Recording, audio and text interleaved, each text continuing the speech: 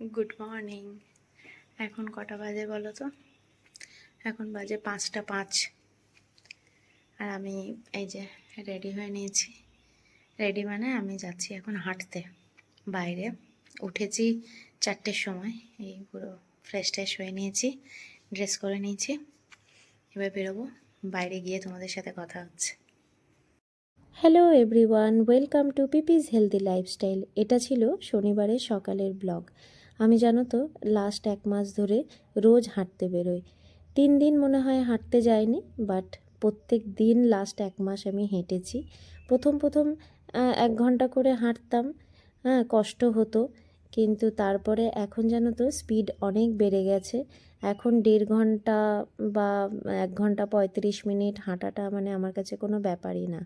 সকালের দিকে উঠতে একটু অসুবিধা হয়, কারণ ঘুম থেকে উঠি 4টের সময়, তারপরে রেডি হতে হতে বেরোতে 5টা বাজে। কিন্তু যখন হেঁটে আসি তারপরে সারা দিনটা এত ফ্রেশ যায় না, খুব ভালো লাগে জানো তো। আর এই যখন হাঁটতে বেরোই দেখো কানে একটা হেডফোন নিয়ে নিই, কিন্তু দোকানে আমি হেডফোন নিই না, একটা কান খোলাই রাখি, কারণ গাড়ি ঘোড়া থাকে তো।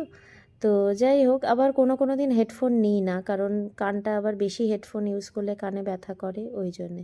তো আমি জেনারেলি আমাদের যে কল্যাণী হাইওয়েতে যে সার্ভিস রোডটা আছে সেখানেই হাঁটাচলা করি। তো এই দেখো 1.5 ঘন্টা হেঁটে চলে এসেছি বাড়ির কাছে। বাজে হচ্ছে 6টা 35। বেরিয়েছিলাম 5টা 9, 6টা 35 মানে প্রায় 1.5 ঘন্টা, 5 মিনিট কম। ও আচ্ছা, অনেকটা হেঁটেছি। হ্যাঁ, দেখি এবার জামা কাপড় ছাড়ি। আজকে আমার যোগা আছে 7:15 থেকে। আচ্ছা, সকলকে গুড মর্নিং। আর আজকে হচ্ছে শনিবার, 11 জুলাই। হাঁপিয়ে গেছি প্রচণ্ড।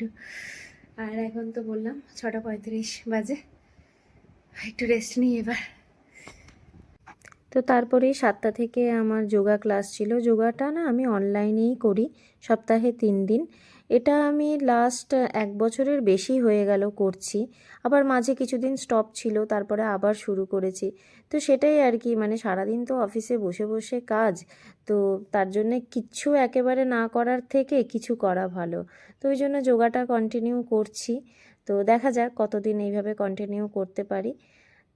তো এই ছিল শনিবারের আমার সকালের রুটিন। তো তোমাদের ব্লগটা কেমন লাগলো জানিও, আর তোমরা সবাই খুব ভালো থেকো। টাটা।